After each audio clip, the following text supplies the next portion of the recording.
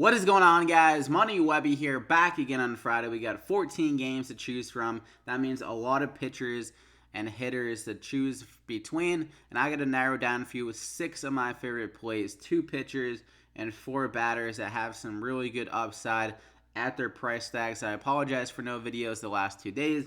Just didn't have enough time to upload the videos, didn't want to rush them for the MLB Slate, but we're back here again.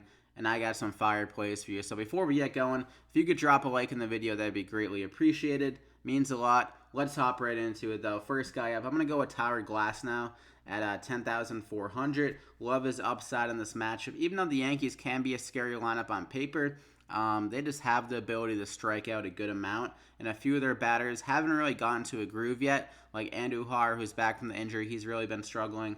And a few other guys aren't in their groove yet off the injury.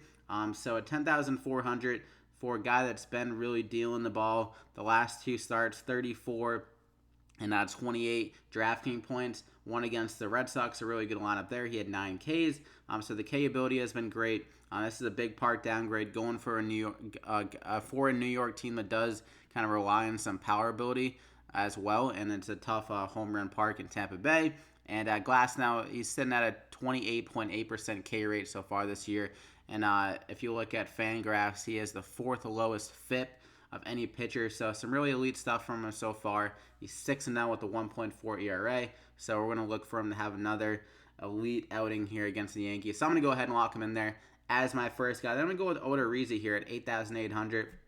Not many secondary pitchers I really like. ODORIZZI is my favorite by far. Another guy that's been really pitching well this year in the last 2 starts, specifically against some tougher lineups than the Yankees and the Astros, and he got 29 and 30 DraftKings points. And the thing is, with this Tigers team, they've been really bad against right-handed pitchers. They have a 26% K rate versus righties, and ODORIZZI has some good BVP history against them as well. A 207 batting average and a 23% K rate. So it has a really good spot to get the win. Get a good amount of Ks here again, and they're only implied 3.4 runs. Not great hitting conditions. So I'm going to go ahead and lock him in there as my second guy. So I love that duo with GLASNOW and ODORIZZI.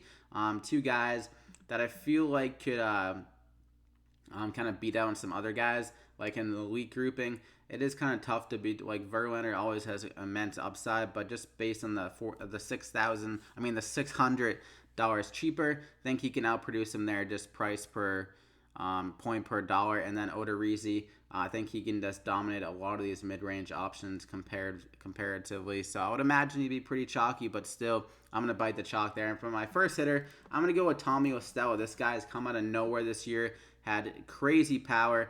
He was in the DL for a few days, but now back again last night. Looked pretty healthy with 2 home runs and 32 DraftKings points. And he has even a better spot here going to Baltimore, a good hitter's park, and we got some good hitting conditions as well. The wind blowing out, and he has a 333 ISO versus right-handed pitchers on the year. He's projected to be in the 1 spot. They're implied 6.3 runs in this spot against Dan Straley, who's been an absolute disaster of a pitcher so far for the Baltimore Orioles. So I love STELLA. Nice price tag for a guy that's been absolutely smashing the ball. So I'm going to go ahead and lock him in there as my first hitter. Then I'm going to go with KHRIS Davis. Another guy that has been in the DL a little bit last few games.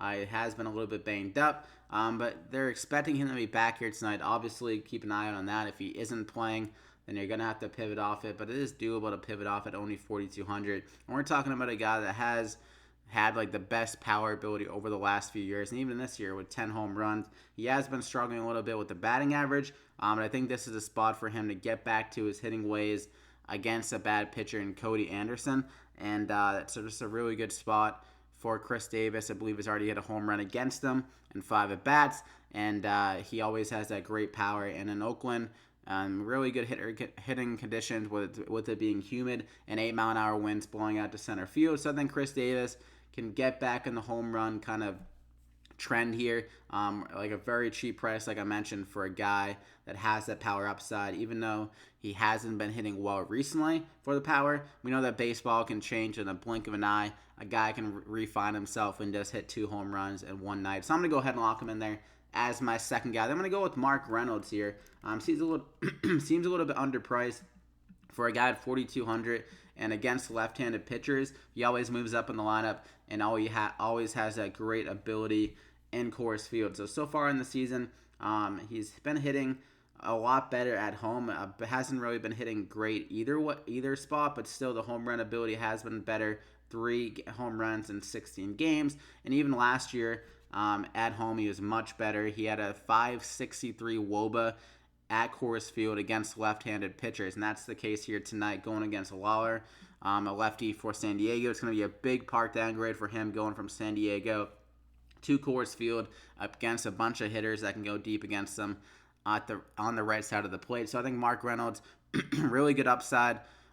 He so far this year in Coors Field against lefties, he's a 333 ISO against them, and he's going to be probably around that 5 spot behind guys like Trevor Story and Arenado, which they'll try to pitch around and then try to get to Mark Reynolds, but Mark Reynolds can make him pay in that situation and give us some really good upside like he did last night against San Fran. So I'm going to go ahead and lock him in there as my third hitter. For my final guy, I'm going to go with Corey Seager, a little bit of a salary saver at 3,700 here, going against Anibal Sanchez. Seager came out with a hot start to the year. He has been kind of struggling a little bit recently, just average-wise, but he was able to kind of pick it up a little bit in these last two out of the last 4 games with 11 and 14 DraftKings points. And in this spot against Anibal Sanchez, Sanchez is a pitcher that can be very up and down. He can be hit around very easily and just kind of explode.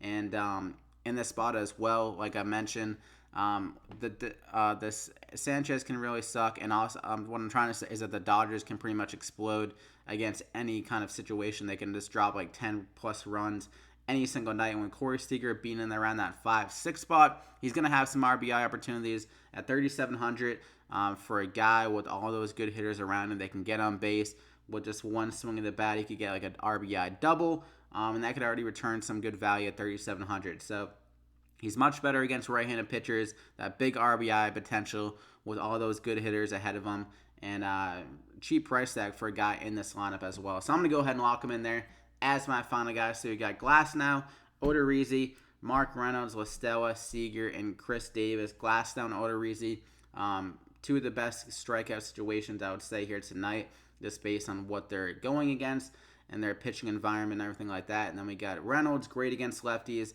in Coors Field, with STELLA absolutely smashing the ball against righties so far this year.